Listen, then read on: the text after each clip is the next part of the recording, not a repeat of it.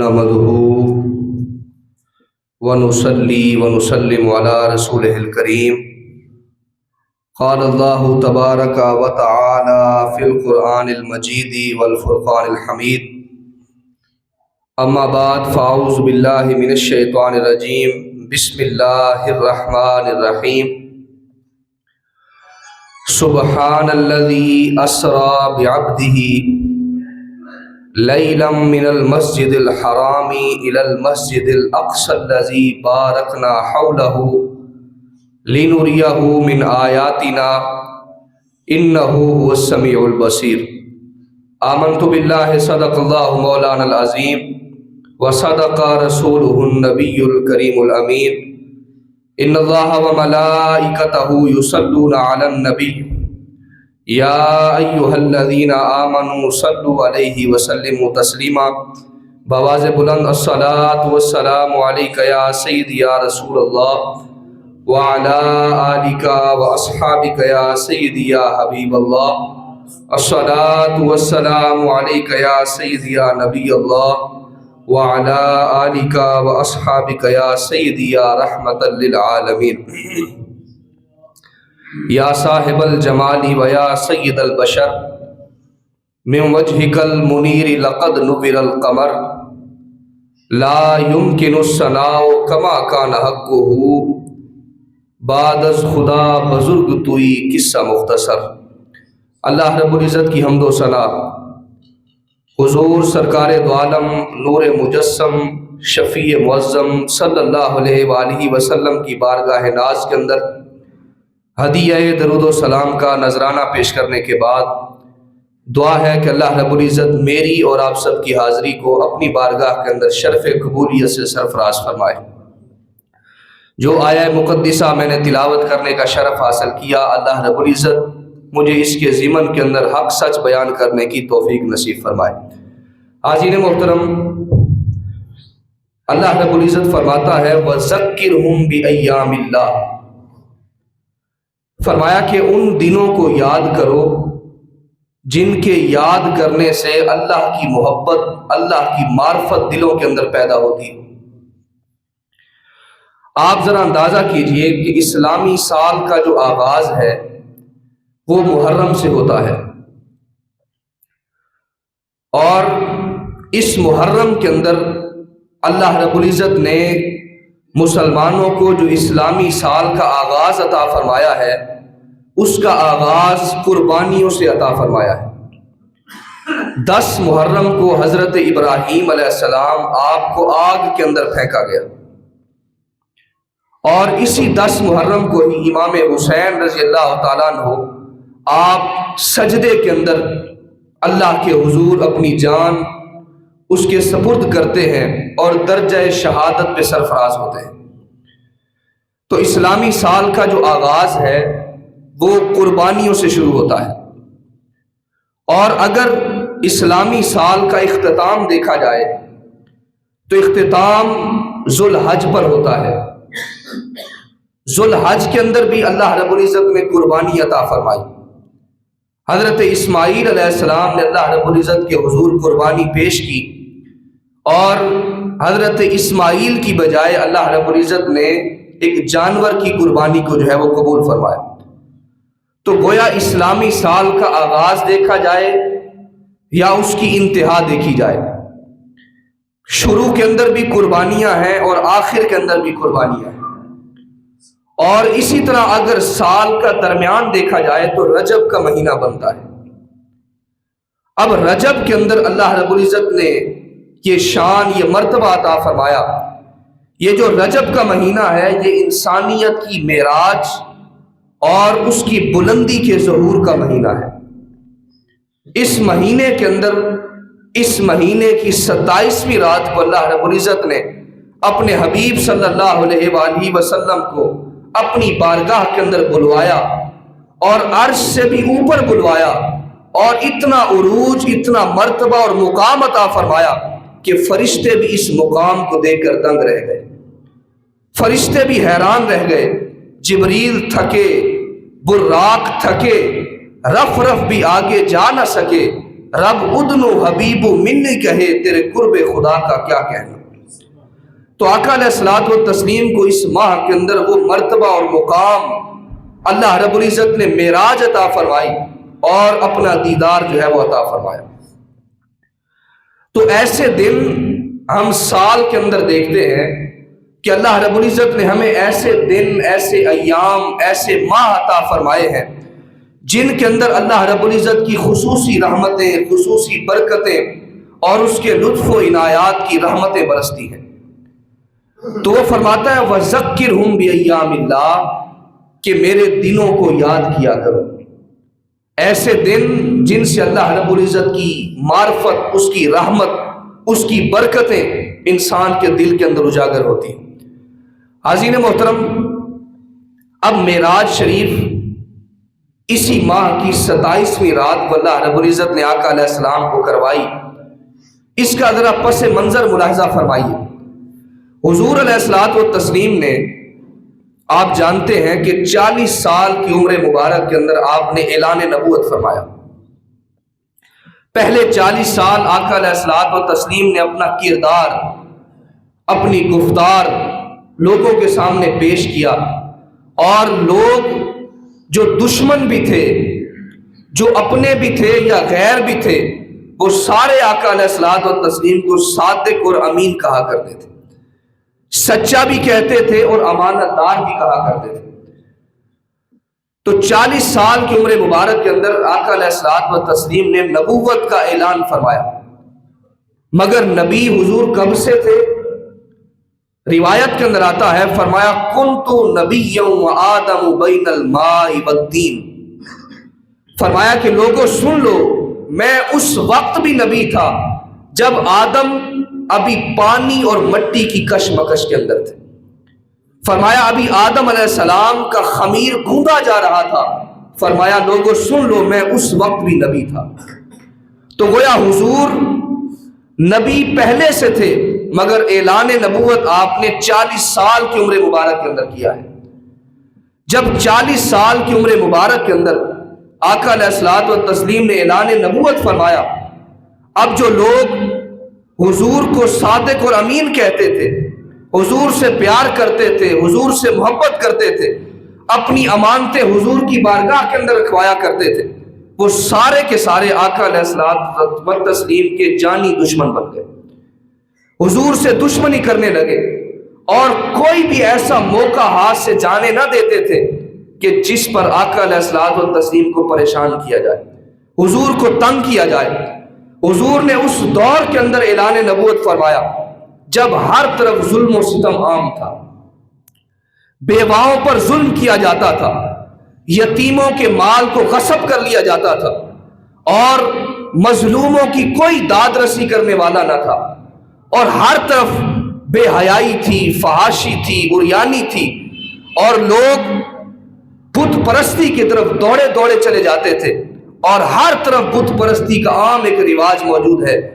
اس دور کے اندر میرے آقا علیہ الصلوۃ والتسلیم تشریف لائے، اور دکھی انسانیت کے لیے حضور قرار بن کر تشریف لائے۔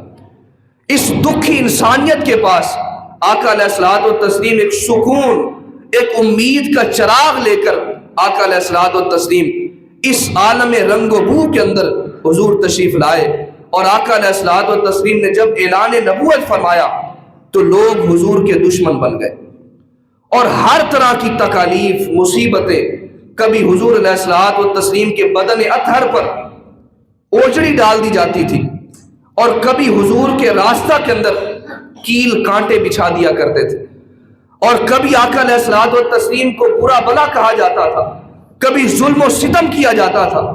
جو کوئی ایمان لے کر آتا، اسلام قبول کرتا، حضور کا غلام بنتا، لوگ اس پر بھی ظلم و ستم کرنا شروع کر دیتے۔ حضرت بلال حبشی رضی اللہ تعالیٰ عنہ، آپ نے اسلام قبول کیا، امیہ بن خلف کے غلام تھے، امیہ بن خلف کٹر کافر تھا۔ جب اس کو پتا چلا کہ میرے غلام نے اسلام قبول کر لیا ہے، حضرت بلال حبشی رضی اللہ تعالیٰ عنہ آپ پر ظلم کیا کرتا تھا، بھاری بھاری پتھر سینے پر رکھتا تھا، اور عرب کی تپتی ہوئی سرزمین پر گھسیٹا کرتا تھا، مگر بلال حبشی رضی اللہ تعالیٰ عنہ آگے سے مسکرایا کرتے تھے۔ کسی نے پوچھا بلال، امیہ ظلم کرتا ہے، بھاری بھاری پتھر سینے پر رکھتا ہے، کوئلوں پر لٹاتا ہے اور جسم چھلنی کر دیتا ہے، مگر آگے سے مسکرانے کی وجہ کیا ہے؟ حضرت بلال حبشی رضی اللہ تعالیٰ عنہ فرماتے ہیں کہ جب تم بازار کے اندر کچا گھڑا خریدنے جاتے ہو تو 100 بار اسے ٹھونک بجا کر چیک کرتے ہو، کہیں کچا تو نہیں ہے، رک جاؤ، بلال کا رب بلال کی خریداری کر رہا ہے اور دیکھ رہا ہے کہیں میرا بلال کچا تو نہیں ہے۔ میں آگے سے مسکرا کر جواب دیتا ہوں، مولا تیرا بلال کچا نہیں ہے۔ عشق لگا سی کھیڈاں کھیڈ دینوں، کھیڈاں پل پل گئیاں، کجل پایا سی یار دے ویکھن لئی، پھر ان دی یاد وچ روندے ڈل گئیاں، حیدر شاہ اس گلی کدے نہ رل دی، پر ہن تے رل گئیاں۔ تو عزیز محترم، یہ وہ وقت تھا، یہ وہ دور تھا، جیسا بھی کوئی شخص وہ غلام ہوتا، وہ آزاد ہوتا، حضور علیہ الصلوۃ والتسلیم کا کلمہ پڑھتا، حضور کا غلام بنتا، تو اس پر بھی تکالیف ڈھائی جاتی تھی، مصیبتیں، اس پر بھی مصیبتوں کے پہاڑ توڑے جاتے تھے، حضور علیہ الصلوۃ والتسلیم کو تکالیف دی جاتی تھی، پریشان کیا جاتا تھا، مگر حضور علیہ الصلوۃ والتسلیم کا مشن لوگوں کو اللہ کی بارگاہ کے اندر جوڑنا تھا، اللہ کی بارگاہ کے اندر لوگوں کو پہنچانا تھا، ان کا تعلق بت پرستی سے توڑ کر اللہ رب العزت کے حضور کروانا تھا۔ حضور اپنے مشن کے اندر کسی بھی تکالیف کو آڑے نہ آنے دیتے اور ہر طرح کی تکالیف کو برداشت کر کے اس دکھی انسانیت کو، اس بے سہارا انسانیت کو آقا علیہ الصلوۃ والتسلیم سہارا فراہم کرتے تھے۔ عزیز محترم، ظلم اتنا بڑھتا چلا گیا، جب قریش مکہ نے دیکھا کہ آقا علیہ الصلوۃ والتسلیم کسی طرح بھی اپنی دین کی سرگرمیوں سے، تبلیغ کی سرگرمیوں سے باز نہیں آ رہے، اب قریش مکہ نے کیا کیا؟ آپس کے اندر یہ مشورہ کیا کہ ایسا کیا جائے کہ پورے آقا علیہ الصلوۃ والتسلیم کے خاندان کو ایک گھاٹی کے اندر بند کر دیا جائے، سول بائیکاٹ کر دیا جائے، نہ تو ان سے کوئی خرید و فروخت کی جائے اور نہ ہی ان سے کوئی میل ملاپ رکھا جائے۔ اب انہوں نے آقا علیہ الصلوۃ والتسلیم کے خاندان کو، حضور علیہ الصلوۃ والتسلیم کو ایک گھاٹی کے اندر، جس کو شیب ابی طالب کہا جاتا تھا، یہ نبوت کا 7واں سال ہے، آقا علیہ الصلوۃ والتسلیم کے نبوت کے اعلان فرمانے کے 7 سال بعد یہ 7ویں سال کے اندر ایک گھاٹی کے اندر آقا علیہ الصلوۃ والتسلیم کے خاندان کو بند کر دیا جاتا ہے، اور وہاں پر عرب کے لوگ، ان کی آمد و رفت نہ تھی، کچھ کھانے کو وہاں پر موجود نہ تھا، پینے کو موجود نہ تھا، حتیٰ کہ عورتوں کی چھاتیوں کے اندر دودھ بھی خشک ہو چکا تھا، بچے بھوک سے، پیاس سے بلکتے تھے، تڑپتے تھے، مگر یہ معاشرہ ظلم کا معاشرہ تھا اور کسی بھی طرح سے حضور علیہ الصلوۃ والتسلیم کے خاندان پر رحم نہ کرنا چاہتے تھے۔ اسی قسمہ پرسی کے عالم کے اندر، انہی تکالیف کے عالم کے اندر، سب روگاں وچوں روگ انوکھا جس دا نام غریبی، کانڈ ولا کے ٹر جاندے نے رشتہ دار قریبی، اور میں انا تے تل کر رستہ دیوے کون سنبھالا، دھکے دیون والے بہتے تو ہاتھ پکڑن والا، بس کر یار محمد بخشا موڑ گھلم دا کوڑا، ساری عمر غم نہیں مکنے تے ورکا رہ گئی تھوڑا۔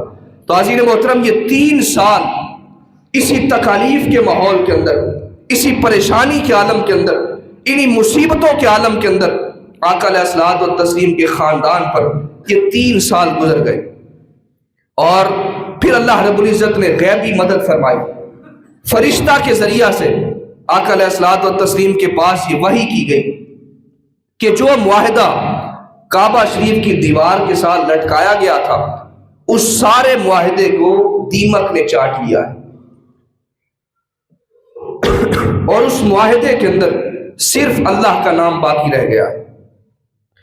اب آقا علیہ الصلوۃ والتسلیم نے اپنے چچا ابو طالب کو اس بارہ کے اندر آگاہ کیا، اور حضرت ابو طالب نے یہ پیغام قریش کے پاس پہنچایا۔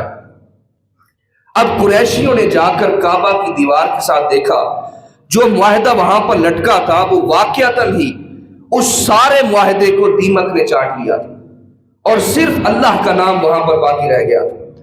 حاضرین محترم، اب قریش کے کچھ لوگوں نے، عرب کے کچھ لوگوں نے یہ کہنا شروع کر دیا کہ ہم اب اس معاہدے کو قائم نہیں رکھ سکتے، ہم آقا علیہ الصلوۃ والتسلیم کے خاندان کے ساتھ معاملات بھی کریں گے اور ان سے تعلقات بھی رکھیں گے، خرید و فروخت بھی کریں گے۔ تو یہ 3 سال کے بعد 10 نبوی کے اندر اس مسئلے سے، اس پریشانی سے آقا علیہ الصلوۃ والتسلیم کے خاندان کو چھٹکارا ملا۔ اس 3 سالوں کے اندر شیب ابی طالب کے اندر نہ تو کچھ جانے دیا جاتا تھا اور نہ ہی وہ خود وہاں پر پہنچاتے تھے۔ بھوک کے عالم کے اندر، پیاس کے عالم کے اندر آقا علیہ الصلوۃ والتسلیم نے اور آپ کے خاندان نے یہ 3 سال قسمہ پرسی کے عالم کے اندر گزارے۔ حاضرین محترم، پھر قریش کے لوگ اکٹھے ہو کر حضرت ابو طالب کے پاس آئے اور آ کر کہنے لگے کہ ابو طالب، آپ کا جو بھتیجا ہے وہ ہمارے بتوں کو برا بلا کہتا ہے، ہمارے بتوں کی تذلیل کرتا ہے، تحقیر کرتا ہے، لہذا مہربانی کریں اگر آپ کا بھتیجا کسی مال کا طلبگار ہے، پیسے کا طلبگار ہے تو ہم مکے کا مال اکٹھا کر کے اس کے قدموں پر نچھاور کرنے کو تیار ہیں۔ اگر کسی امارت کا طلبگار ہے تو ہم اس کو اپنا امیر مقرر کر لیتے ہیں۔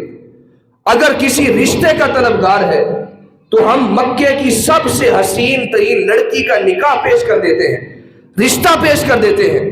اگر وہ مال کا طلبگار ہے، امارت کا طلبگار ہے، رشتے کا طلبگار ہے، کسی بھی چیز کا طلبگار ہے، ہم وہ کرنے کے لیے تیار ہیں، مگر ایک ہی ہماری خواہش ہے، ایک ہی شرط ہے کہ ہمارے بتوں کو برا بلا نہ کہا جائے۔ کائنات کے آقا صلی اللہ علیہ وآلہ وسلم کو بلوایا گیا۔ حضور علیہ الصلوۃ والتسلیم نے جب ان کے اعتراضات سنے تو حضور نے کیا جواب عطا فرمایا؟ حضور نے برملا کہا، فرمایا اے چچا، اگر یہ لوگ میرے دائیں ہاتھ پر سورج اور بائیں ہاتھ پر چاند بھی رکھتے پھر بھی میں اللہ کی تبلیغ سے باز نہیں آؤں گا، اس دین کی تبلیغ کرنے سے باز نہیں آؤں گا، لوگوں کو یہ راستہ دکھاتا ہی رہوں گا اور اللہ کی بارگاہ تک لوگوں کو پہنچاتا ہی رہوں گا۔ حاضرین محترم، اسی سال کے اندر پھر آپ کے شفیق چچا حضرت ابو طالب آپ کا انتقال ہو جاتا ہے۔ کچھ دن گزرے، پھر آپ کی رفیقہ حیات سیدہ خدیجہ الکبریٰ رضی اللہ تعالیٰ عنہ آپ کا بھی انتقال ہو جاتا ہے۔ وہ خدیجہ آقا علیہ الصلوۃ والتسلیم جس کے بارے کے اندر فرمایا کرتے تھے کہ جب سارے مکے نے میرا انکار کیا تھا، خدیجہ نے میرا اقرار کیا تھا، خدیجہ نے میرا اقرار کیا تھا۔ اور آقا علیہ الصلوۃ والتسلیم حضرت خدیجہ سے بے پناہ محبت کیا کرتے تھے، بے پناہ پیار کیا کرتے تھے۔ اور جب حضرت خدیجہ کا آخری وقت آیا، وصال کا وقت آیا، تو آپ نے اپنی بیٹی سیدہ فاطمہ الزہرا رضی اللہ تعالیٰ عنہ کو بھیجا، کہا جا کر حضور سے اپنی چادر لے کر آؤ تاکہ اس کے اندر مجھے کفن دیا جا سکے، اس کے اندر میں کفنائی جا سکوں۔ حضرت فاطمہ الزہرا رضی اللہ تعالیٰ عنہ آقا علیہ الصلوۃ والتسلیم کے پاس حاضر ہوتی ہیں اور آ کر عرض کرتے ہیں اللہ کے حبیب، میری ماں سیدہ خدیجہ نے آپ کے پاس مجھے بھیجا ہے، آپ کی چادر کی طلبگار ہے تاکہ اس کے اندر ان کو کفن دیا جا سکے۔ کائنات کے آقا صلی اللہ علیہ وآلہ وسلم نے ارشاد فرمایا، اے خدیجہ، تم نے تو صرف چادر مانگی ہے، اگر تم مجھ سے میری جلد بھی مانگتی تو میں وہ بھی اتار کر تمہیں دے دیتا۔ اتنا پیار کرتے تھے اور اتنی محبت کرتے تھے۔ اور آپ کی یہ رفیقہ حیات چند دنوں کے بعد حضرت خدیجہ الکبریٰ رضی اللہ تعالیٰ عنہ آپ کا بھی انتقال ہو جاتا ہے۔ اور آقا علیہ الصلوۃ والتسلیم اس سال کو عام الحزن قرار دیتے ہیں، یعنی غم کا سال۔ اس کے اندر آپ کے شفیق چچا کا بھی انتقال ہوا اور آپ کی رفیقہ حیات حضرت خدیجہ کا بھی انتقال ہوا۔ حاضرین محترم، جب یہ انتقال ہوا اور آقا علیہ الصلوۃ والتسلیم پر مزید ظلم و ستم لوگوں نے کرنا شروع کر دیے، اور جو آپ پر ایک شفیق سایہ تھا، جو آپ کے چچا ایک رکاوٹ تھے، اب وہ رکاوٹ بھی درمیان میں نہ رہی۔ اب قریش مکہ مزید تکالیف آقا علیہ الصلوۃ والتسلیم کو پہنچایا کرتے تھے۔ اب حضور علیہ الصلوۃ والتسلیم نے سوچا اپنے لوگوں کو تو آزما لیا ہے، اب ذرا باہر والوں کو آزمایا جائے، ان کو دین کا پیغام پہنچایا جائے، اللہ کا پیغام ان تک پہنچایا جائے۔ اب آقا علیہ الصلوۃ والتسلیم طائف کا سفر فرماتے ہیں۔ طائف کے اندر 3 سردار تھے۔ حضور پہلے سردار کے پاس جاتے ہیں اور پہلے سردار کو اللہ کا پیغام پہنچاتے ہیں۔ پہلا سردار کہتا ہے، اپنے پاس ایک تھیلی لے کر آتا ہے جس کے اندر ہیرے جواہرات ہوتے ہیں۔ وہ آ کر آقا علیہ الصلوۃ والتسلیم کو دکھاتا ہے اور کہتا ہے اگر نبوت اللہ رب العزت نے عطا فرمانی ہوتی تو اللہ رب العزت مجھے عطا فرماتا، میرے پاس مال زیادہ ہے، میرے پاس امارت بھی موجود ہے۔ پہلے سردار نے یہ جواب دیا۔ آقا علیہ الصلوۃ والتسلیم دوسرے کے پاس گئے۔ دوسرے نے بھی مذاق کے انداز کے اندر تضحیق کرتے ہوئے آقا علیہ الصلوۃ والتسلیم سے کہا اگر آپ اللہ کے نبی ہیں تو ابھی کعبۃ المکرمہ کا پردہ جو ہے وہ چاک ہونے والا ہے۔ آقا علیہ الصلوۃ والتسلیم تیسرے سردار کے پاس گئے۔ تیسرے سردار نے کہا کہ اگر تو آپ اللہ کے نبی ہیں تو پھر آپ سے بات کرنا بھی خلاف ادب ہے، اگر آپ اللہ کے نبی نہیں ہیں تو پھر آپ جھوٹ بول رہے ہیں، لہٰذا میں جھوٹے سے بات نہیں کرنا چاہتا۔ لہٰذا آقا علیہ الصلوۃ والتسلیم تینوں سرداروں کے پاس یہ پیغام لے کر گئے، مگر تینوں نے قبول کرنے سے انکار کر دیا۔ اب حضور علیہ الصلوۃ والتسلیم دل برداشتہ ہو کر وہاں سے واپس پلٹے اور ان بدبختوں نے آقا علیہ الصلوۃ والتسلیم کے پیچھے طائف کے شریر بچوں کو لگا دیا۔ اب وہ حضور علیہ الصلوۃ والتسلیم پر پتھر پھینکتے۔ حضور علیہ الصلوۃ والتسلیم درد سے نڈھال ہو کر، زخموں سے چور ہو کر، حضور جب نیچے بیٹھتے تھے وہ آقا علیہ الصلوۃ والتسلیم کو پھر اٹھاتے تھے، پھر پتھر مارتے تھے۔ حضور کے جسم اقدس سے اتنا خون بہا کہ آپ کے نالین مبارک تر ہو گئے۔ اور یہ تکالیف آپ سب کے لیے پیغام ہے کہ یقیناً اتنا ہمارے لیے ہماری ماں نہیں روئی جتنے ہمارے نبی روئے، ہمارے لیے اتنے باپ نے اتنی تکالیف کو برداشت نہیں کیا، اتنی محنت نہیں کی جتنی ہمارے نبی نے کی ہے۔ حاضرین محترم، پھر آقا علیہ الصلوۃ والتسلیم آگے پہنچتے ہیں اور پہاڑوں کا فرشتہ حاضر ہو جاتا ہے۔ آ کر عرض کرتا اللہ کے حبیب آپ حکم فرمائیں ان بستی والوں کو تباہ و برباد کر دیا جائے، آپ حکم فرمائیں ایسی آندھی چلائی جائے کہ ان کا نام و نشان ہی ختم کر دیا جائے، آپ ایک مرتبہ حکم فرمائیں ان بستی والوں کو دونوں پہاڑوں کے اندر پیس کر رکھ دیا جائے۔ مگر کائنات کے آقا صلی اللہ علیہ وآلہ وسلم کیا جواب دیتے ہیں؟ فرماتے ہیں اللہم اہدی قومی فإنہم لا یعلمون، اے پیارے اللہ کریم ان کو ہدایت عطا فرما، بے شک یہ مجھے نہیں جانتے، ان کو ہدایت عطا فرما۔ حضور نے ہدایت کی دعا فرمائی، رحمت کی دعا فرمائی، اور آقا علیہ الصلوۃ والتسلیم نے فرمایا کہ میں ان کی نسلوں سے ایسے لوگ دیکھ رہا ہوں جو دین اسلام پر عمل کرنے والے ہوں گے، جو کلمہ پڑھنے والے ہوں گے اور جو اسلام قبول کرنے کا شرف حاصل کرنے والے ہوں گے۔ حاضرین محترم، ان تمام تر تکالیف سے گزر کر، شیب ابی طالب کی گھاٹی سے گزر کر حضور علیہ الصلوۃ والتسلیم نے عام الحزن برداشت کیا، طائف کے ماحول کو دیکھا۔ ان سارے معاملات کے بعد آقا علیہ الصلوۃ والتسلیم اپنی ام ہانی رضی اللہ تعالیٰ عنہ حضرت علی کی ہمشیرہ آپ ان کے گھر تشریف لے جاتے ہیں، اور وہاں پر جا کر حضور زخموں سے نڈھال ہے، جسم زخموں سے چور ہے۔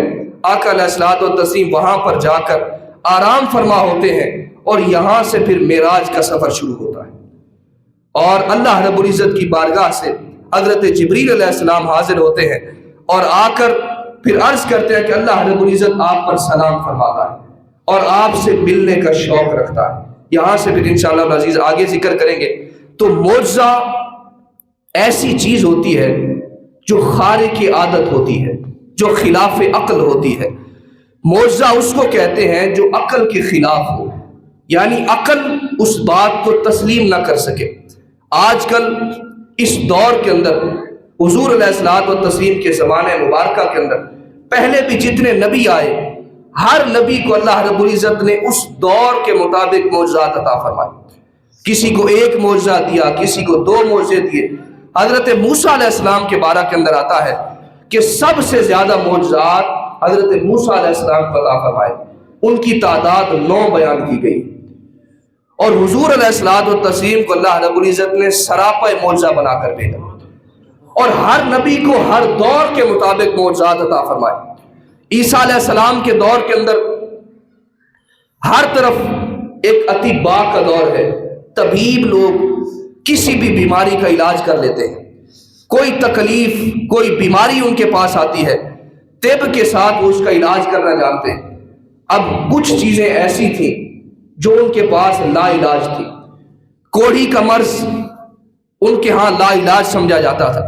اللہ رب العزت نے حضرت عیسیٰ علیہ السلام کو یہ معجزہ عطا فرمایا کہ آپ کوڑھی کے مریض کے بدن پر ہاتھ پھیرتے تھے، اللہ رب العزت شفا عطا فرما دیا کرتا تھا. اور اسی طرح حضرت عیسیٰ علیہ السلام کسی پرانی سے پرانی قبر پر جاتے اور فرماتے قم باذن اللہ، اللہ کے حکم سے کھڑا ہو جا. وہ مردہ قبر سے کھڑا ہو جایا کرتا تھا. اب یہ لا علاج مرض تھے جن کا علاج ان طبیبوں کے پاس نہ تھا. اللہ رب العزت نے اس دور کے نبی حضرت عیسیٰ علیہ السلام کو یہ کمالات عطا فرمائے. اسی طرح موسیٰ علیہ السلام کے دور کے اندر جادوگری کا دور ہے، اور جادوگر اپنے عروج پر کمالات پر پہنچے ہوئے ہیں. حضرت موسیٰ علیہ السلام نے وہ کمال دکھایا کہ جب سارے جادوگروں نے اپنی رسیوں کو پھینکا، وہ سانپ بنی، تو حضرت موسیٰ علیہ السلام نے اپنا عصا چھوڑا اور وہ بہت بڑا اژدہا بن گیا، جس کے ساتھ اس نے ساری رسیوں کو اپنے اندر نگل لیا. تو عزیز محترم، ہر دور کے مطابق ہر نبی کو معجزات عطا فرمائے گئے. اب دور آنے والا تھا حضور علیہ الصلوۃ والتسلیم کا، اور یہ دور کوئی 50 سال کا نہ تھا، 100 سال کا نہ تھا، 200 سال کا نہ تھا، بلکہ یہ دور مبارک قیامت تک کا تھا. حضور کا دور قیامت تک تھا. لہٰذا معجزہ بھی کوئی ایسا عطا فرمایا جائے جو قیامت تک تمام لوگوں کو حیران کر دے، پریشان کر دے، اور تمام لوگ اس کی معراج تک نہ پہنچ سکے، اس کے کمال تک نہ پہنچ سکے.